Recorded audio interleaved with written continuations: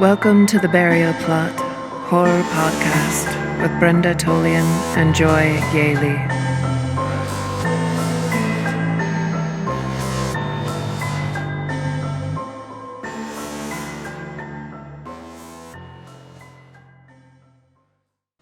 Welcome to the Burial Plot. You've found the best place for all things spooky and writerly. I'm Joy Yaley, and I'm joined by my co-host, Brenda Tolian. We are recording this episode fresh off our quest into our first StokerCon.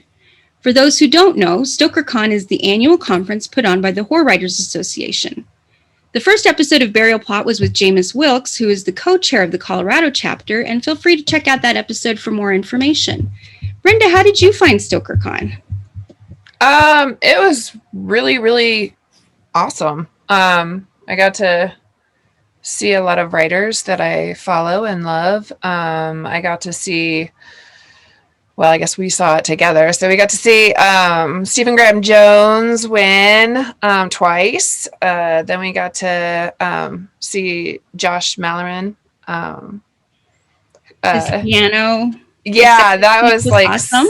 That was so epic. I was just like, well, I've seen him read before, and he always has some sort of thing up his sleeve. You're not going to forget. So, got to see Tim Wagner, and then him with Tim Raznick or Raznick Tim. Is it Raznick Tim or Tim Raznick? Raznick Tim. Okay, yeah. That was great. Yeah, that was a really good one. Steve Raznick Tim is so kind. He's just such a kind person. And so, just hearing, I love to hear him talk, and I love to hear Wagner, of course, talk about the writing process. And, they just have so many years of experience. So being able to see that, seeing, what's that? Is Sylvia, I always say her name. Sylvia Moreno Garcia. Seeing her read that was from her book was just like, oh my gosh, I was so excited. So overall, it was really cool. I participated in some pitches, which were not as scary as I thought and might be a good thing. So I had a great experience. I can't wait for next year. Yeah, I watched your Ayn Rand conference. I watched your presentation. That was very good. Oh, thank you. Very good. I watched a bunch of those. Yours was awesome too, by the way. I just did an author reading, but some of those were so creative. I was like, I just sat there and read. Some people had music and props. It was really fun. Mm-hmm. It was really fun. But one of the things that really struck me from StokerCon was just the willingness of the community to come together and support writers supporting writers. And if there's one thing I do know, it takes a village to write a book. And hopefully, if the village shows up with torches, because sometimes they do, you have somebody who has your back. And that brings us to our guest today. Erin Michelle Gibes is a writer, certified book coach, and project manager for speculative fiction writers, including horror writers. Her specialty is helping writers with structure, pacing, world building, and staying true to their instincts as storytellers. As a victim and survivor of abuse, Erin has developed a fascination with power dynamics and how they work, along with a deep commitment to upending them at every level, especially in the world of publishing. Erin, welcome to the Burial Plot. Thank you. Thank you for having me. I'm excited to be here with you guys to talk about writing and stuff and coaching and stuff. Well, we're excited to have you. First of all, just Erin, what made you decide to follow the path of becoming a book coach? Well, that's a really good question. So I have, I'm thinking about where to start. I have been writing professionally since about 2013. And I started with I had a full-time job working at the time at a community college, and I was writing fiction. I had a handful of short stories published. A couple were horror and a couple were science fiction. And I was trying to, break into longer work on, I have about 10 trunk novels. I'll just say that. I was trying to write a longer work, and I hadn't gotten a book that I was satisfied with yet. And then I had my son in 2015, and that's kind of everything stopped because as it does. And with the nature of the way that, what happened when my son was born. It was a very high risk pregnancy. I was in the hospital, et cetera. And I ended up having to quit my job. And a lot of friends started giving me editing work because they knew that, I'd had this experience in writing. And so I started editing other people's novels. And I started doing some ghostwriting, like ghost blogging for different people. I was doing copywriting, all kinds of freelance stuff. And meantime, I was also still working on my own writing. And through that path, I stumbled onto Author Accelerator, which is the company through which I was certified. And that company was started by a woman named Jenny Nash. And if you're familiar with Story Genius by Lisa Cron, with that craft book, Jenny Nash was the book coach for Lisa Cron to write Story Genius. And Jenny had been a book coach. She's been a book coach now for, I think, 30 odd years, and worked in the publishing industry before that. And I was also at the time having kind of this crisis of, I guess you could call it like a professional crisis, where I was struggling with my own work. I was trying to make ends meet as now a single parent, and, a freelancer. And I also had this moment of clarity where I realized that, my goal was always to make sure as many books got into the world that were like the type of books that I wanted to see. This was right about the time that, I don't know if you're familiar with the Sad Puppies incident that happened with, I think I remember which awards it was, if it was the Hugos or if it was the Nebulas, but it was right after Gamergate. Yes. It was, right? Okay. And this is around the time that there were writers of color, being just having the reviews tanked on Goodreads. Like there was all this kind of drama. There was stuff happening. Right. And so that was going on. And I was trying to struggle with what I wanted to write and who I was as a writer. And then I realized that all the books I wanted to see in the world, a lot of them were books that I could not write, and that I wouldn't have the time. And I didn't want to read another book about a white lady with European heritage. I just didn't want to read that. And I couldn't write other books, from other perspectives. And so that happened. And then I also just realized I had another experience where I was working with a couple of other, I was very briefly involved in a literary magazine that was a fully online. And without getting into too many details, I realized then how much I loved to collaborate with other writers, because we were writing all of the copy for the website, and we were running contests and reading through, working as editors, with the submissions that were coming in, all of that. And that collaborative aspect, I realized I was just deeply, deeply missing in my own work. I didn't like writing in isolation. And so all of that kind of led to me realizing that, I want to work with other writers. I want to make sure the best books that I want to read the most get out into the world and get the support that they need. And also, I have come from a background previously. I was a teacher for many years. I was I worked for a community college as a career counselor and as an academic counselor. And so I have that, what I think of as like a coaching, helping, teaching background. And I wanted to use that too. And always throughout my career, my favorite experiences are always one-on-one, working with students, working with writers. And so all of that sort of, that was a long answer, but it conglomerated into this realization that while I do still have my own writing goals for myself, my biggest goal, again, is to make sure that as many amazing books by a really diverse set of writers make it into the world and get the support that they need and get into the hands of readers. And that's my goal. I care about that. If I never publish a book myself, but I get to meet that goal, I will be happy. I will be satisfied. That's what I really, really love to do. So, the craft is always still a part of it. It's, I still spend a good chunk of my time writing, even if it's mostly, newsletters and things like that these days. But that's what really drives me. That's what I'm loving. That's excellent. That's awesome to hear. So some people might be confused as to what the difference is between a book coach and an editor. Yes. Can you kind of enlighten us on that a little bit? Yes, I will. And actually, I was a little more prepared for that question, so I think it'll go a little shorter, my answer.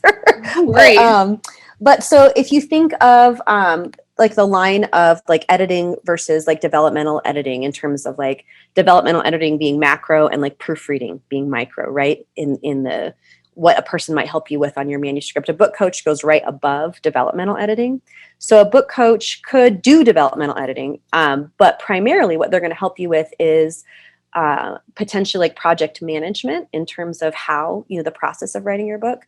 They're going to help you with structure. So like the bones of the story, your pacing, is the story starting in the right place? How is everything arranged? That kind of help to make sure that your story is flowing, that the plot and everything makes sense. It's logical. There's a cause and effect sequence, all of that. So a couple of examples of when writers come to me, usually it's one of two things. It's they're working on a manuscript and it's just not working and something is wrong and they can't figure out what's happening and they're frustrated. And so a lot of times writers in that scenario might just keep going back to world building and then try to write and they get stuck and then go back to world building again because they're frustrated. Or they're rewriting. Like I had one writer who had edited her manuscript like 10 times, because she just kept going back and going, she's like, I know something is wrong. I just don't know what it is. And that's in a sense where you get too close to it. You can't really see, you're in it, you're in the story, you're living through you're seeing things through the eyes of the characters. You're emotionally so close to it that getting that distance is really difficult. And in some cases that's might be newer writers, but it also might be somebody who, every book is different. I know you've talked to writers who've written, no matter how many books you've written, every book is different. And so there might be a new challenge or something different about this particular character, about this particular scenario. Sometimes writers are changing genres. Sometimes that like throws them for a loop a little bit. But so they're somewhere in the process or they're at the beginning of the process and things aren't working. So that's one way that writers will come to me. The other way is they finish a manuscript and they've started pitching and they're just hearing crickets. Or maybe they've even gotten some feedback that's like, there's some serious problems with this manuscript. And so then it's kind of like working backwards to help them, pick apart the manuscript and figure out what's not working and what's going on, and how we can fix it. And so again, my specialty really tends to be with the bones of the story. Like, so it's the big picture, the macro, how can we, avoid sort of spinning our wheels at the sentence level, which is, I think, what a lot of writers do. It's like, I know something is wrong. So they start line editing it to death to try and get it to work.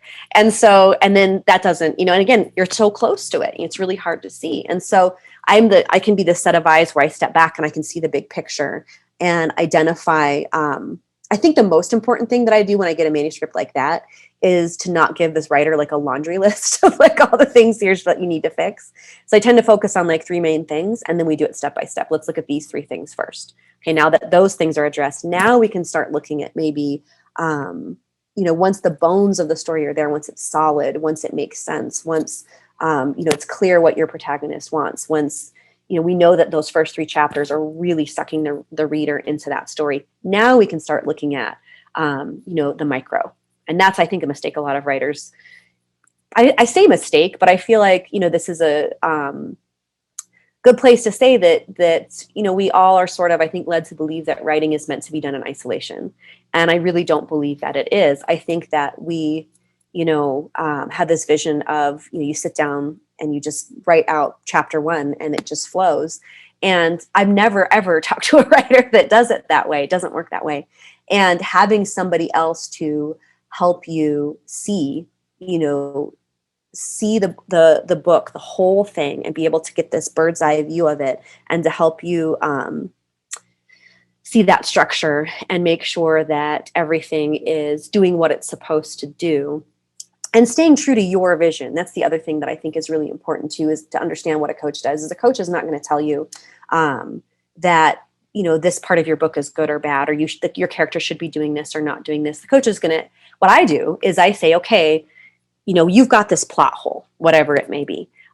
Something doesn't make sense here. The character's maybe not behaving in a way that makes sense for this character, or you as the writer know that you need XYZ thing to happen for the plot to make sense and the character's fighting you. Like you're trying to write for it and it just is falling flat because the character doesn't want you to want to do what you need them to do to make the plot make sense, something like that. And so, I think I just maybe lost my train of thought. I know where I got it. Came back to me. So you have this thing that's not working, right? And so what I'll do, whenever that happens, there's always like 10 or 15 ways to solve a problem, right? So as a coach, I'll be like, okay, you could have the character do this. You could have the character, maybe the character now has a sibling. Maybe this other character is going to die now. Or maybe, we need this piece of backstory we didn't have, or something else could happen. Maybe we need to plant a seed in your first chapter to make this make sense later. There's always options, right? But my job is not to tell you which option. My job is to say, okay, of those options we just discussed, I want you to get really like quiet and still and think about your characters. Think about the story. And I want you to get inside your body, take some deep breaths. And I want you to tell me what feels like. Let's say we have character do option A. How does that feel in your body?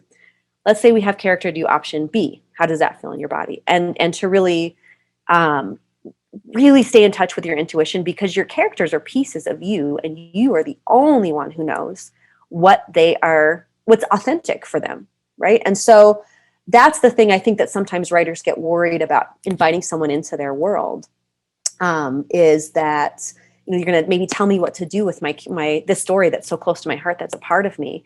And that's not my job. My job is to help you quiet out that noise so that you can get in touch with that knowing, with that intuition, and make that decision with confidence to fix the plot hole, which I can then help you do. Does that make sense? So it's like, then, okay, let's bring back the technical stuff. You tell me who this character is because you're the only one who knows. You tell me what the meaning of the story is because you're the only one who knows. And then we can brainstorm together what's the most authentic and effective way to stitch this plot together so it makes sense. I love that angle, because I've had to go back and do that. And, you know, so I have great mentors at my program at Regis, and, you know, I get critiqued, you know, monthly, basically, probably more than that, and stuff. And they'll be like, oh, what's going on with this? Your character just did some weird change, you know, and stuff. And, you know, does that seem authentic to the character you began with? Would they really be doing this, you know, and stuff? And then not like leading me down a path, but like letting me sit with it, because I have time to sit with it, and then really think, because I like what you say, each character, with even the villains have a piece of us inside of them. And I think getting okay with that idea too is like super important. Like, it's okay. You don't have to like fully embody, I write, you know, obviously horror, so I don't have to embody the monster fully, but there is a little bit of ourselves that are going into each character, whether it's the protagonist or the villain. And that's what I would say too. That's one of the most fascinating things to me about horror, is that you, and why it's fun to write, is that, you know, there's, you know, we're all fascinated with that darkness that all of us have, I think, inside of us. And I think that, you know, getting comfortable with the fact that you are both the villain and the protagonist, and that's there inside of you, and being compassionate for your own villain is like one of the ways it's important to, I think, write convincing villains. If you are too, you know, if you can't see that this is part of yourself and you don't have that compassion, then I don't think that you're going to necessarily end up writing an authentic villain, because we have to have a little bit of sympathy for the devil, right, in order to make that character compelling. And so, totally. And I would say too, like with what you just said, you know, when characters are, whether or not they're acting in an authentic way, I would say to what I always end up having, like asking writers to do, is if that's happening, where's the seed that you didn't plant? Where could you plant that seed so that the reader knows that this feels inevitable, that like maybe this character seems like they have it all together and they're starting to like come apart, right? They're starting to go crazy or whatever it is. And, you know, when that feels off is like, where are those seeds? Like I love going backwards and like looking, where can we pull on this thread and plant this little seed to make sure this character, what they're doing, feels authentic, even when it starts looking like, you know, they're sort of falling apart. I'm thinking of The Only Good Indians right now, because I'm still halfway through it, so no spoilers, but like that was such an excellent, I've had 2 or 3 now clients, I'm like, just go read that first chapter and then look at the seeds that were planted.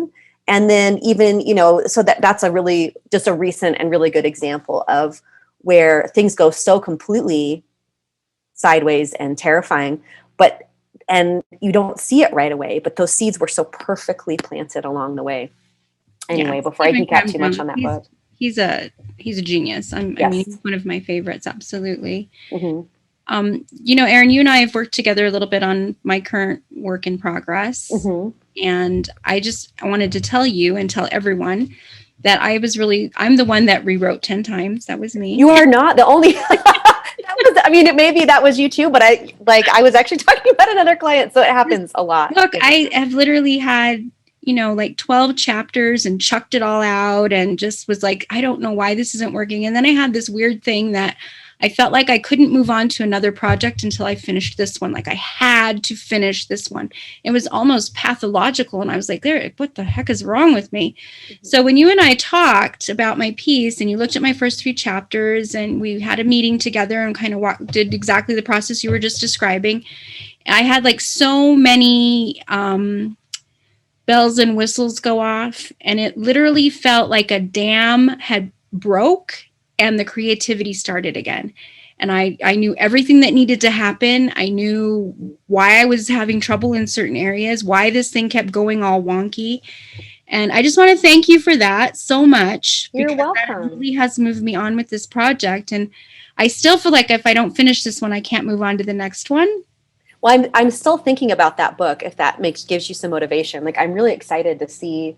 There was really those first few chapters, like there were some really compelling things about it that I keep thinking, I'm like, I sure hope Joy is still working on that, because I really want to read that when it's finished, because I just loved, there were so many little things about it that I just really, really loved. And you've got a voice that's just so like, I think Joy's voice is the kind of narrator voice where you feel like you're like sitting by the fire and someone's going to tell you a spooky story. Like, that's Joy's voice. And so like, yeah, I love it. And so I want to be encouraging to you to keep working on that book, because I'm really excited about it. Yeah, she's definitely, I was just actually reading a short of hers last night that I still need to talk to you about. I'll talk to you about it later today, after brunch, after I have my brunch. But yeah, you definitely have stories that, like, I don't know, like this one, I'm not going to reveal, but it's like, it slowly unwinds. And then once she gets you, it's like you're like a fly stuck in the web. You can't get out. Yeah. It's that drawing you in. It just draws you in. And I yes, very, very much so. That's what Think's like. Yeah. Yes. I'm workshopping it in one of the Denver Horror Collective's novel writing group. And I mean, it was all honest feedback and it was great feedback, but sometimes you leave those critiques groups just feeling like, whipped puppy, and you're like, oh, I suck. Why am I even doing this? Yeah. But then you sit with it for a few days and you're like, yeah, that is right. That was good advice. And yeah, I will think about that part as well. And then it just makes the writing stronger. So that's another thing writers need, not only a village to help you with the torches, but you have to have a little bit of a thick skin. And that was one of the problems I was having with this piece, is that I was too close to the main character. And so any criticism of it felt like, it was too much. And it was like, well, this is not. And so I couldn't figure out why this wasn't working. And then when you and I went through all that and you talked with me, and I felt like I had a therapy session and a breakthrough in therapy, and I was like, I'm healed. Well, I'm going to say a slightly controversial thing about critique groups, though, too, based like coming off of what you just said, which I think is a really important thing to remember, is that yes, it's important to have a thick skin, and yes, it's important to be able to receive that feedback. And I think sometimes critique groups do a lot more harm than good, depending on the critique group. And, so it's important to not just have, critique partners, but critique partners that you trust, which I'll get back into. But there's a piece of advice from, and I think it was Neil Gaiman, I'm pretty sure, that said it, like, if people tell you there's something wrong with your story, then listen. But if they tell you how to fix it, then don't listen. And that's not exact, but the piece of it is that it's really important to sit with the any criticisms that you get. And it's important to know, when they're not valid for your story. And that's really tricky. And that's where that trust piece comes in, because especially like Joy, when with the story that you've got where you are really close to the characters and it's hard to, to get that emotional distance. That's, first of all, a sign where you do maybe need to try and find a way to get that distance. However, I feel like that's where it's important to have somebody that you trust that can critique with compassion, in the sense that something's wrong here. And I can tell, I don't understand why this character is doing this. And, as the person who's critiquing, I can usually see on a writer's face, like when I start saying those things, or when I talk, and like the way that, you can read the emotion on their face. And if that closeness is happening, I just feel like it's important to make sure that whoever you are giving the honor of looking at your work has your best interests in heart, doesn't see you as competition, realizes that, there's so many things. And that's why I just would always caution writers to like take, especially if you're in a new critique group, especially if it's somebody that has not looked at your work before, take it with a big fat old grain of salt and remember that, this is someone you don't know very well, that they, what is their incentive to give you feedback that is helpful? What is their incentive to make sure that you are staying true to the heart of your story? What is their incentive to, to make sure that you are doing your best work and not just make themselves look good, like they know a lot about writing, so because all that happens in critique groups, it all happens. There's always one in every group that's the expert on everything ever imaginable. And if you don't have a good facilitator too, like I feel like it's important to, if you're in a critique group, having a really good facilitator helps. But so always grain of salt and protect Henry Snyder runs the group. Mm-hmm.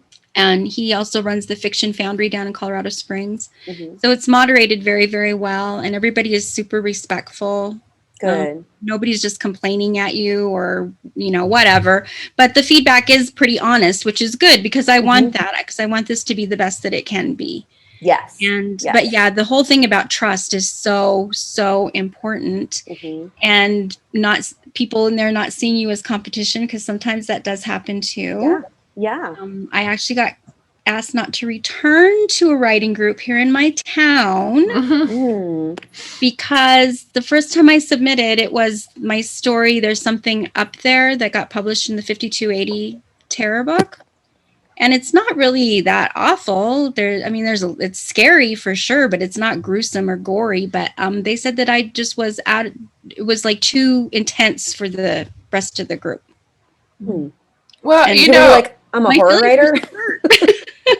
Don't you think too? It's about finding like your critique group that fits, your genre. And then the other part of it is like, because I teach dark fiction for Alchemy Writers Workshop. And they have us read this book. It's called The Anti-Racist Workshop, How to Decolonize the Creative Classroom by Felicia Rose Chavez.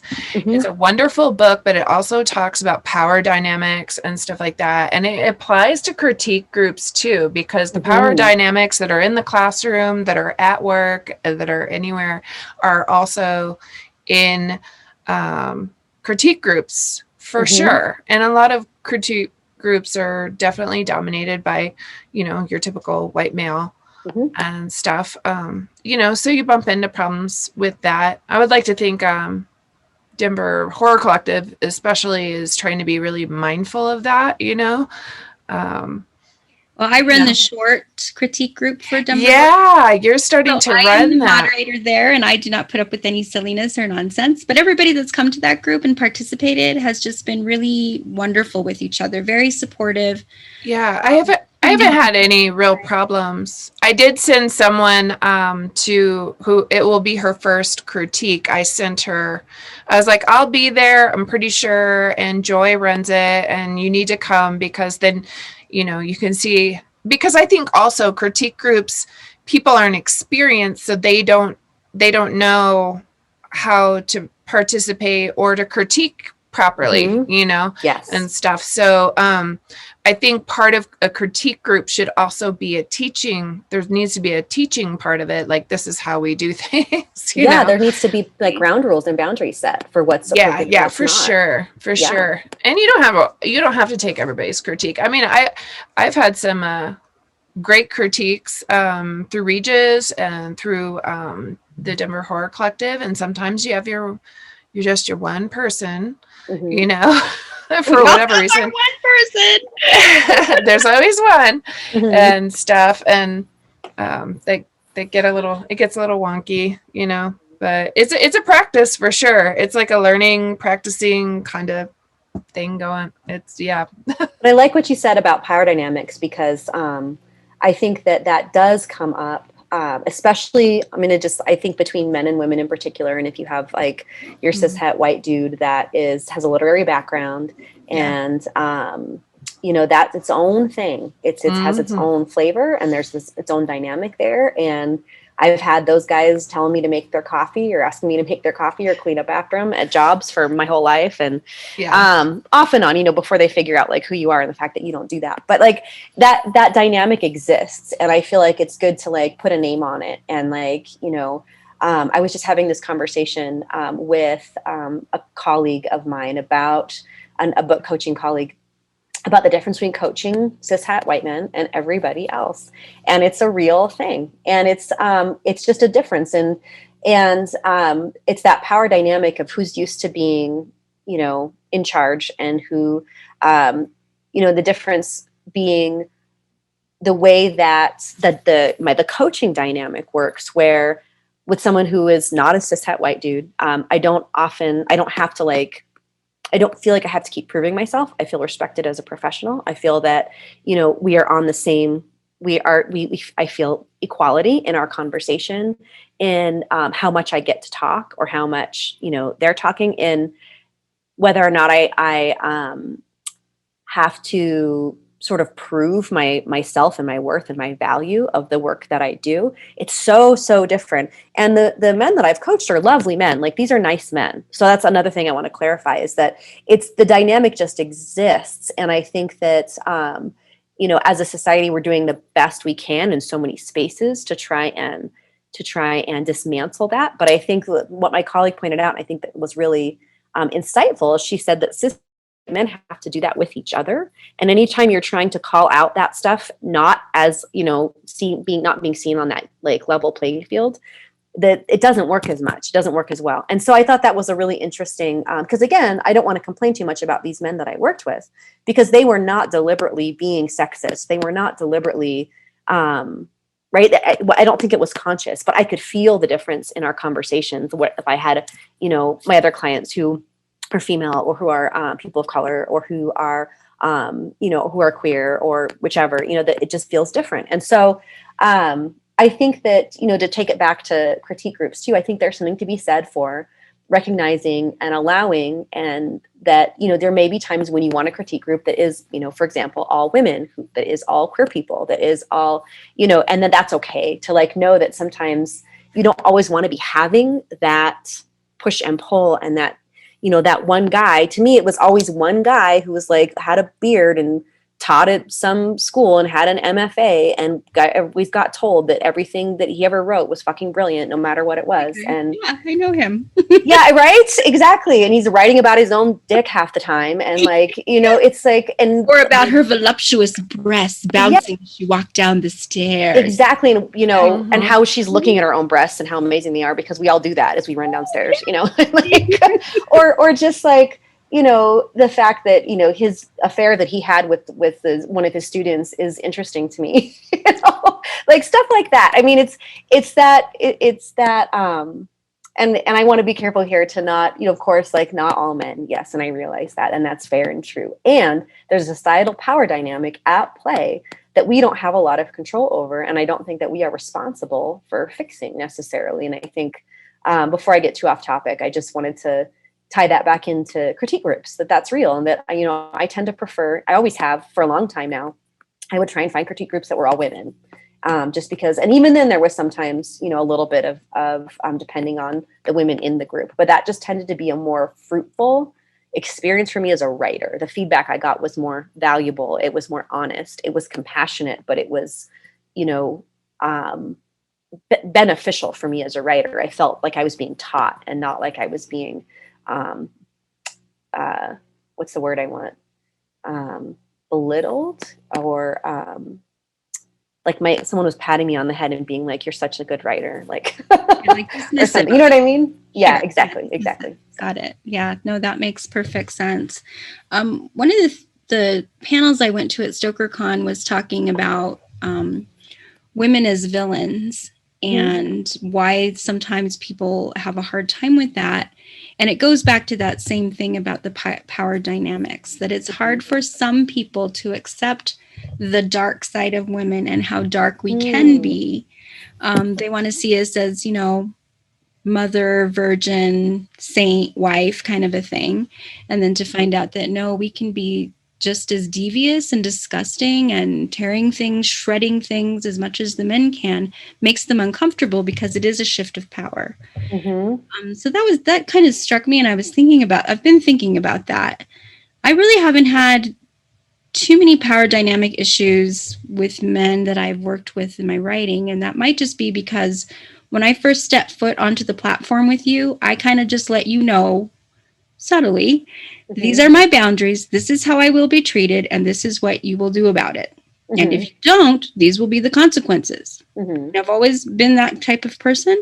I used to work in IT many moons ago for the Defense Department, and I was a director of a lab services.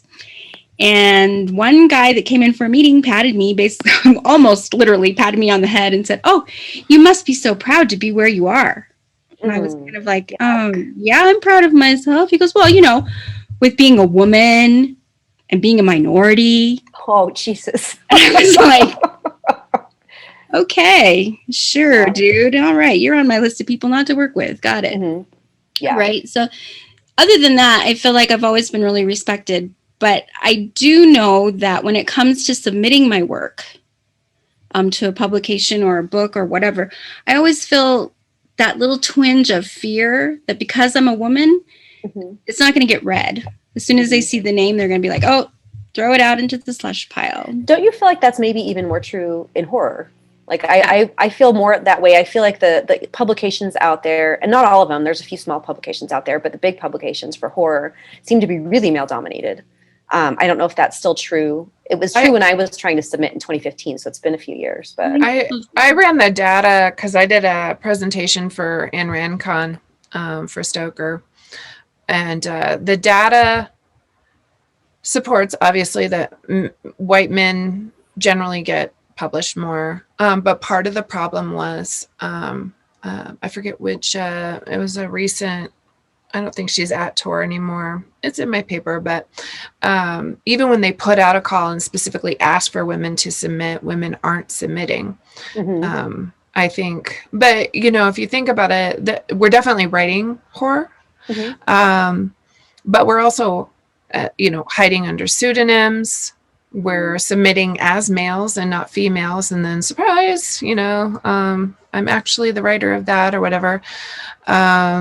You know, and this has been going all the way back to beginning of time, but Mary Shelley, you know, first real horror writer, right? I mean, like if you historically, when you look at the genre, like that's but she started it. But she didn't publish initially under her name, and even the beginning story of how that story came about is probably sort of true. They probably were sitting around saying, "We'll write a story," but she actually had that story in her mind years prior with the loss of her first child. And then, you know, and then I was thinking, I've actually had more problems in the critique with females has been my problem. And, you know, and then I've also gotten some pushback when I submit my horror or whatever to places because you went there, you know, that's too dark for your whatever, you know, your gentle ray, you know. I'm very, you know, if a man had submitted that same story, it might have maybe got through, you know, or at least got read from beginning to ending. But I write very graphic, very dark horror. And I'm not going to stop. I'm just going to keep on doing it because it tells the stories that I want to tell. And it touches on those issues that we as females face on the daily. So if I'm going to write a horror story about abortion, we need those. We need our stories told. So it's also about our stories not getting told. You know, that's so interesting. Oh, I have a thing. Do you want to go first? No, go ahead, Erin. Because it was so interesting that you say that, because I was thinking this morning, I briefly mentioned my pregnancy and I didn't get into it, but I've often thought that my pregnancy would make a really good horror novel. And the reason is that, you know, I started bleeding very, very early in the pregnancy, and I bled throughout the entire pregnancy. And so most of my memories, and it was not like bleeding, like if we're just getting into it, I'm getting into it. It's not like period bleeding. It was like blood, and it smelled like blood. And so my whole pregnancy, I just smelled blood all the time. And there are even worse stories I could tell about how all of that went. And I was just like, honestly, as I was waking up this morning, and I was kind of in a horror-y mood because I'm like, I'm going to be on this podcast and it's raining outside, and good friend, sleep paralysis, decided to pay me a visit last night. And so I was just like kind of feeling spooked a little bit. And I woke up and I thought, was just remembering what that experience was like of just basically like bleeding all the time, just always, there always being blood. And like, gosh, that would make a good horror story, but I wonder if anyone would even want to read that. And somebody right? might have just turned off our podcast now because you said that. Yeah, exactly. And I think of like just reading, it's when we have a horror story like The Only Good Indians, and we have people being, I don't want to give too much away, but it's pretty graphic things happening to bodies. I'll just, say that. And something that is actually potentially a normal part of a woman's experience that's actually pretty horrifying. Abortion horror, I think, is real. Like, I think that there's a space for that. And I wonder, like, tying back into what you said, Joy, about female villains and about our discomfort with women, how we carry some of the darkest experiences in the human experience. We do it often silently. And how much is, that is horror right there, is that like discomfort with the darkest parts of what we experience. And I just wonder, to me, it seems like that's almost like the last place that I don't feel like women writers are being fully recognized and given a voice to, is that space. And that makes me really glad you guys are doing the work that you're doing. But I think that's such an interesting, I love that you said that, Brenda. I love that, like, you've got that already in your work and that you're championing it and you're putting it out there regardless. I think that's really important and really cool. We were in a critique group together, and she submitted one of her stories that had to do with abortion. Mm-hmm. And you could physically see all of the men stiffen when we got to that point, and they were all looking at me to see what my reaction was going to be. And I was like, oh man, I felt that right here as a woman. I felt it in my womb. That was amazing. yes, it's real and it happens. And it was, no. Brenda's writing, just, I get goosebumps when I think about some of the stuff that I've read of hers. It's just so good. And isn't that what horror was designed to do? And why is that, of all the topics that horror just like doesn't shy away from, why is that going to be the one thing, right? Well, and why is it's Polanski, right, that wrote did Rosemary's Baby? So why do we have like a pretty much a alleged child rapist male, right, who is writing about the female body, a birth story, and that is the epitome of female horror. And a female really didn't have anything to do with it other than acting in it. And he wrote Stepford Wives too, didn't he? I think so. And Ira Levin. I think that was Ira Levin. And I think he also wrote Stepford Wives and Rosemary's Baby. Because I read those books as a teenager. And you're absolutely right. There's this whole part where she like wants to nurse her demon baby. And like a dude is writing that. And how different would that book have looked? Right? Yeah. How different would that have looked? Because I had that argument in my critical research was that, I'm not saying take, because horror is notorious for having like rape scenes, for instance, right? And I'm not saying take that out, because horror is the one place where the truth absolutely can stand. But more women need to be writing it. A man can just imagine it, sort of ask a couple of friends and write it how he wants. A woman, unfortunately, 1 in 4 of us has been raped. So who better to write that experience? Because it doesn't have to be then a rape scene that happens outside. We can actually put the reader in the mind where we are, or exit, when something like that is happening to the body, or when we're having a child, or when we're having a cesarean. How scary is that? Mine was pretty freaky. I had one of those too. My kid. Does so your child's younger? Like he's going to be 6 in October. Okay. So, Does he refer my children, they're 22, my twins, and they call their birthday their harvest day because they weren't birthed, they were harvested. Well, I told my son, I'm like, they cut you out of my belly. my Like, that's how that happened. And it was still, I mean, that part of it was actually one of my more positive memories, believe it or not. That was that moment when they took him out because they're like, oh, here's a little arm. And I just remember them saying that like, is there, I mean, it was very much like science fiction in a way. Like at that point, I think it went from, horror to science fiction. And because, but I could feel them moving my organs. I don't know if you remember that sensation, but it's the strangest feeling. And it is weird. Perfect for horror, right? I mean, like, that's something that I think you could really use. And and I think that I love what you said about being the one place where we can tell the truth. And I think being scared to walk to our car at night, being scared of being, the last person at work and, there's another male, whatever in the building that you don't really know much about, or, there's just like, there's a lot of fears that are unique to the female body. That to go for a run and I've got one earbud in, I'm double knotting my shoes, I'm doing this, I'm doing that, and my husband's like, what are you doing? I'm like, well, I have to be ready. I have to have one ear open so I can hear if somebody's coming up behind me. Yep. And then I know people think I'm insane, but take your German Shepherd. That's what I would say. Like, that's my first thought is, right? One, I would bring her. I know. I know they're not fun to run with, but I always am like, you have a big dog. Take your big scary dog. My husband never has to think about that, right? Exactly. He just puts on his shoes and goes, right? And I have to be worried about all these other things. And he's like, gosh, I never even really considered that for you. And that sucks. I'm like, it kind of does. Or when we actually have those experiences, you know what I mean? When somebody does like cross the line and when we don't feel safe, and then, and what that looks like you said, when on the topic of rape, I feel like, that's a hard no for me. Often when I'm reading, I have to skip over it, which is why I love, horror fiction versus films. I'm not always like, I'm kind of a big baby when it comes to the movies. Cause like I can pace myself, for when if it gets too scary, but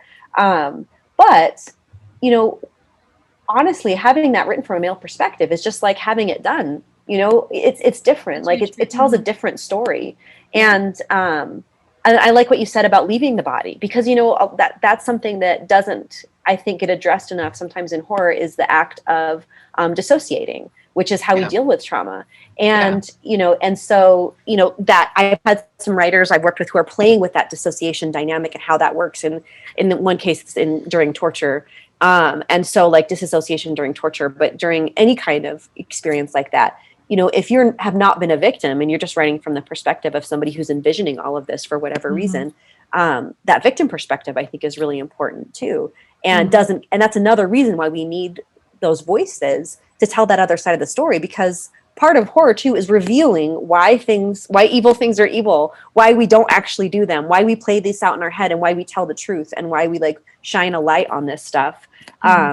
So that in some ways we can be like, maybe this is why you don't rape people, because this is what happens to them, or it's just like, I think that you need both sides of the story to make it matter, to make it authentic, to make it genuine. Sort of telling these stories now from the female gaze. Yes, exactly. I think gives them a lot of power and catharsis for women. I don't know if you guys remember a few years ago, there was a woman that was hiking down by the South Platte River with her dog, and it's a pretty well-worn path, and she was attacked by a man who was hiding in the bushes, and she fought him back, and she escaped, and she was completely naked and beaten, and her dog took off, her little dog, and people on the path helped her, and one guy caught the guy, and he was somebody out on parole and this and that. She went on Facebook Live from the emergency room and described in detail what happened to her. She still had the bruises on her neck, and she was just telling everyone what happened in detail. But then when you compared that with the news coverage was sexual assault. And I don't think people really understand what those two words encompass for women particularly. And I think it just sort of sanitizes it. I mean, I understand why the news does it, but I think it's important to really see the horror of it. And I think it's important to see that from a female gaze. Yes, absolutely. Absolutely. I think we're seeing more women stepping up and writing bravely. Yes. It could hurt our chances of publication, but I think a lot of smaller presses are more willing to take a chance on you. Well, and we're in the world now where we are in the world now with that is becoming much, much more exciting. And that's another thing to touch on is that, it's so important to me that people write their truth. And it's like a huge, huge reason why I do what I do. And, I do definitely help writers try and seek traditional publishing, but there are more and more options for not just self-publishing, but hybrid publishing and, ways to, get your voice out there and get your story heard. And that's like what I was thinking when you said that, Joy, about maybe hurting chances of publication. My first thought was like, we'll start our own damn publishing company then. Like that's the kind of stuff I want to be involved in and the stuff I want to see to really make sure that, we don't let somebody else get to define what good writing is, right? That we decide what good writing is based on how are we honoring our truths? Are we honoring our truths in a way that get our truth to the writers, our writers, like to our readers, like our ideal readers, the people who we know need to see to hear these stories, to read these stories. That's the biggest and most important thing is that, how can we not only honor our truth and not like sanitize it, like you said, Joy, sanitize it to fit somebody else's version of what is or isn't good writing, and how can we make sure that we give writers the support that they need in things like marketing and just getting their stories into the hands of the readers that want them, right? So that's a big part of what my focus is and what I want to work on more and what I want to see happen in the world of publishing. What I want to change is how do we open those doors and get the work into the hands of the readers that want it, and how do we remove the obstacles that get put in place by the system, by the man, right? By traditional publishing. How do we break those doors open? How do we break that down? Yeah, I agree with you on that. There was a lot of discussion about that at StokerCon, actually, about the consolidation of the big five and whatever, that now it's really just the big four, and that it is difficult for women to get read and published. So I don't know, maybe the answer is smaller presses, especially in horror. Smaller presses seem more willing to kind of embrace some of that. I'm not going to say more on the fringe, but more extreme kinds of horror written by women. I think that they would definitely be places to go for that. Yeah. It's a big problem, to be sure, and it's not going to be solved overnight. And that's why I think it can get overwhelming, especially for individual writers. And that's where I think that, this is also a time we talked about finding people that don't see you as your competition, and also finding people that are other writers, getting together and supporting each other and finding ways to uplift each other's voices and to help each other get seen and get heard. And, in theory, that sounds simpler than it does in practice, but I think that that should be the goal, is how can we get together and how can we make sure we find ways to support each other and get each other heard, championing the writers that you love, and, demanding, voting with your, not voting, but like making your voice heard with the books that you buy. What books are you spending money on, and things like that. And if you have any sort of a platform, how are you using it to uplift other writers? A social media platform, how are you using it to like recommend books that maybe aren't as mainstream, but the people that follow you will love? Things like that. Like, how can we do more of that, and how can we grow that, and how can we get loud, right? Oh yeah, get loud. I like that. Yeah. That's kind of been the phrase in my head, is like, how can we get louder and louder and louder about what we want as readers, what we want to see, what we want to, and then as writers, how can we get loud about what our needs are? Again, going back to like, I don't think writers deserve to be writing in isolation. I think they deserve support, and I think they deserve help. And I think that it shouldn't be as hard to get as it is right now. I think it's difficult to get the support that you need as a writer in a lot of ways. Even traditionally published writers. I mean, I know several writers who were published by Big Five, Simon and Schuster and whatever. And I'm just thinking off the top of my head of who was published by Tor or whoever. Still, if you don't have a big name and you don't have you aren't already famous in some way, even if you are traditionally published, your book can just kind of go by with like a blip, and maybe nobody really sees it or reads it because they didn't put their energy and their money in that machine behind you, because people don't already know who you are. That's still happening. And so, how can we get loud? That's something I'm thinking about a lot. Yeah, definitely. I think it, goes back just to supporting, buying each other's books, reviewing books by women, following each other on social media, boosting each other's social media is helpful. All that kind of stuff. I don't really see a whole lot of that going down, though, to be honest with you. And it's a little bit discouraging sometimes. Yeah. I wonder if things, I don't know, but I wonder if, we've all been through some pretty intense trauma over the past year and a half, and we're going to come out of it different than we went in. And I don't know what it's going to look like for everybody. I think everybody in their own industries and in their own little worlds we're in the process of we've just broken out of our little COVID eggshells, and now we're having to figure out where we all are and what are we all doing and what does that look like. I had a friend who was doing workshops regularly in her home for years, and now she is not able to get vaccinated. So her workshops are going to be Zoom for the foreseeable future, which is a really big shift and a change. And, things like that are happening, but then also, those of us that are vaccinated and can get together in person, but it's going to be new, right? It's not going to be like it was before. And so what's that going to look like for writing conferences and for writing workshops, and for how's that going to change and shift? I feel like we're on the precipice, in a way, hopefully, of some bigger and better changes. I know StokerCon is talking about doing a hybrid this coming summer because it was more accessible. Because of the online platform. I've been able to do readings that I never would have been able to do living way down south, from Denver and stuff. So I think that's definitely helped.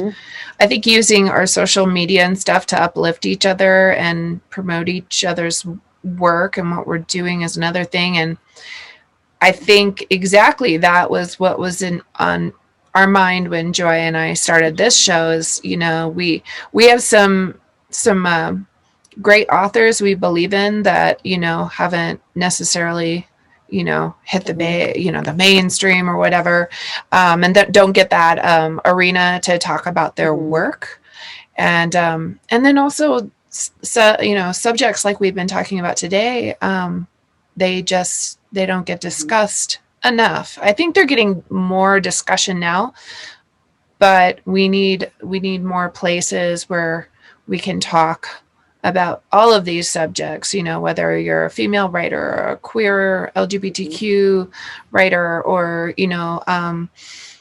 indigenous, or if you're, African-American or whatever.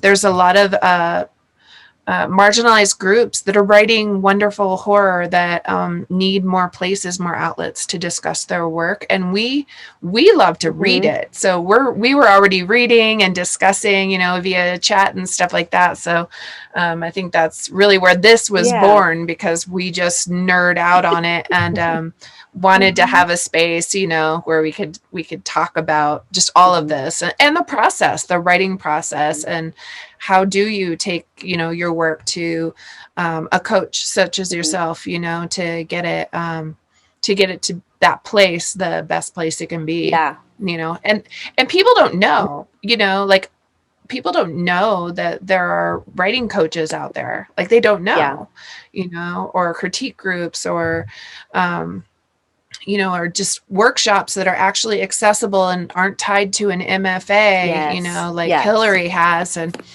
stuff. So I think the more we get the word out, then it kind of, levels the playing field for all writers. You don't have to be that, Ernest Hemingway who immediately shoots to the top and stays there forever, and stuff. So I like what you said about accessibility, and I'm going to give a quick plug for FIACon, which I don't know if you guys, I will never stop talking about it because it was the best conference I'd ever been to. It's FIYAH.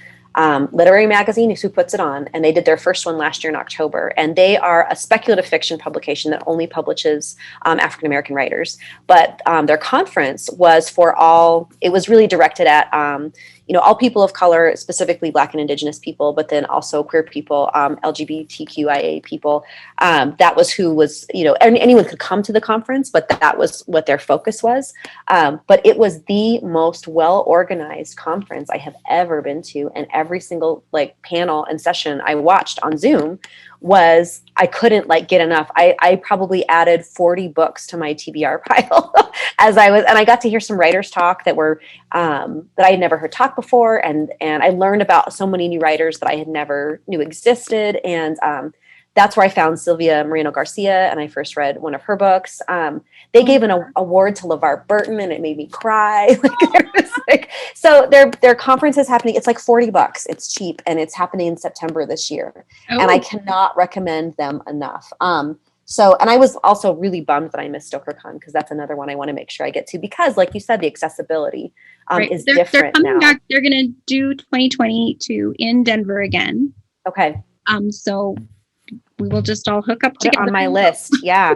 But yeah, the accessibility is so important. And I think, to try and tie into what Joy was saying, and then also what I was saying about how things are shifting, that's a really important point that you just made about that shift, is how is accessibility shifting, and how have the events of 2020 made us more aware of the necessity of a lot of the shifts that are now happening, and how can we get ahead of that shift? How can we be more intentional about like you just said about, this podcast, and making sure that writers who are, not cishet white men get heard, and how can we make sure we connect to each other, and in ways that we can help each other find resources that we need, like book coaching, as an example that, like you said, not a lot of people are aware that that's even a thing, because it's really a new title. It's kind of a new industry. I mean, Jenny started this company to try and, to bring some, what's the word I'm looking for? Some consistency. Because there are a lot of people out there who call themselves book coaches, but what is it that they do? And it varies person to person. And so that was an effort on her part to be how can we put a label on this that you consistently know what you're getting when you hire somebody? And how can we get the word out about what that should look like, that relationship should look like? So how can we now start to be more intentional about that, about those relationships, and about those opportunities, and about those ways that we're getting together in ways that are more accessible, and all of that stuff. I think it's an exciting time, actually, for sure. We start to see these shifts happen.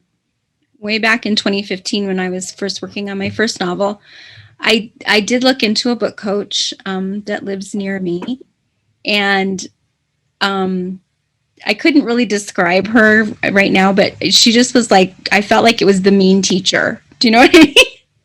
Yeah. And she had all these rules that as the writer, I would need to follow in order to work with her. And I was this feels kind of uncomfortable to me. So no, thanks. Mm-hmm. So, and yeah, it is kind of like picking a therapist too. Yeah, totally. Like you said, the relationship has to be there. I'm not a therapist, and that's another caveat, is that even though I know, Joy, it felt like good therapy, I often will tell writers, please make sure you have a therapist, because I can't be your therapist, and stuff's going to come up, because it does. But it is, that relationship has to be there, and it is really different. There are book coaches who operate more like writing coaches, where they really do teach you how to write, and that's not really what I do. I teach you how to make sure you put a book together in a way that is logical and also stays true to your vision, in a way. And I try to make it easy. I try to make the process easy for you, or as easy as it can be. But yeah, that's a good point that I would not recommend somebody just Google book coach and pick whoever. No. You need to talk to someone first, get some recommendations. Yeah, because there's some weird stuff out there for sure. Yeah.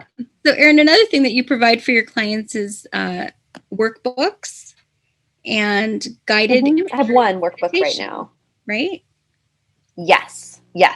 Guided meditations. And so right now, those aren't available on my website, but if you were interested as a writer in any of that, you can just email me. My website's erinwritesmagic.com. And I have a world building workbook that I am trying to figure out. I've given it away for free in various ways, since I started my coaching practice. And I'm now just, as one does when you have a small business, trying to figure out the best place to offer that, to try and get it to the people who need it and who want it. But yeah, I have a world building workbook that helps you put some parameters on where to start and where to stop, because I know like a lot of the writers I work with, it's like you could just world build forever because you're just in love with this thing that you've created, and and that can be really fun, and it can also like keep you from making progress. And so that's the focus of that, is like, how can we set some parameters so that you build a world that actually has a book in it, that like that, you know, the book happens as a result of the world building, and the world building doesn't just happen because the world building is fun. And then some of the guided meditations I have are designed to really remove blocks. Like you were talking about, Joy, when you felt like the dam broke. That's the goal, is that, you know, if you've got something, if you're standing in your own way somehow, which a lot of us do, especially when we're writing something that's very close to us, how can you, they're designed to get you really in touch with that intuition and get you in touch with your reasons for writing the book and your reasons for this, you know, wanting to write from the perspective, for example, of this character and not some other character. And what are you most afraid of, and why is that making you stand in your own way? That happens a lot, is there often fears that we don't realize that we have about our own work, and about our own success. And so the guided meditations are designed to, there's one specifically for characters who won't do what you want them to do. Cause I feel like that's a problem we have a lot, is like, my characters, like they aren't doing what I say and I don't understand why. And it sounds like people who aren't writers, you tell them that and they look like, it's how you can always tell. Like if someone's not a writer, they look like you're crazy. And if they're a writer, they're like, oh my God, that happened. What the heck is that? When that happens, when the characters won't do what I say. So I have one specifically for that. And I have one for restoring motivation, because, you both know that there's, you know, just times when, you know, the stamina gets really hard. It's the stamina that can get in your way. So those are the couple off the top of my head, but I call them writer's block guided meditations, because usually it's some form of something that's like getting in the way of your progress, and how can we get rid of that block? So again, they're not just downloadable on my website right now because it's a little bit under construction, but I'm really easy to get a hold of via my website. You just email me. Perfect. Yeah, I've listened to those a few times since I've been working on this project, and they've been extremely helpful. Good. Helpful. I'm glad to hear that. Yeah, I'm glad. That's what they're there for. Well, they're awesome. You're awesome too, Erin. Thank you so much for you doing that for writers, because we do need support and we do need help. And I think people have this envisionment of the writer that goes up to a cabin in the mountains and just blasts out these books and sends them off to the publisher and never has to speak to humans. And that really isn't the way that this works at all. Not even close. I wish it did, but it doesn't.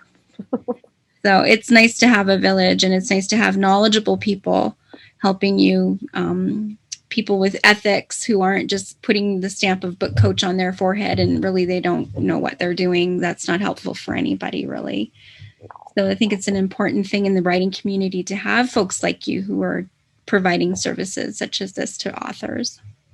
Thank you. It's very important to me. I love, absolutely love what I do. It's like the best thing ever. Yeah. Thanks for joining the Burial Plot, Erin. Thank you so much for all you're doing for the writing community and for writers. We really appreciate you coming to visit us. Thank you for having me. Where can listeners find out about your coaching practice? So you can go to my website, which is erinwritesmagic.com. So it's ErinWritesMagic.com. And it's really easy to email me from that space, and I write back to every email. Perfect. Wonderful. Thank you so much. Thank you for having me. This was so fun. Oh, we've loved having you. We'll have you back again some other time too. Oh, I would love that. Anytime. And as always, you can find me at joyaley.com, and you can find Brenda at brendatolian.com. And we really appreciate you tuning into the Burial Plot and listening in on our conversations. And as always, until next time, stay above ground.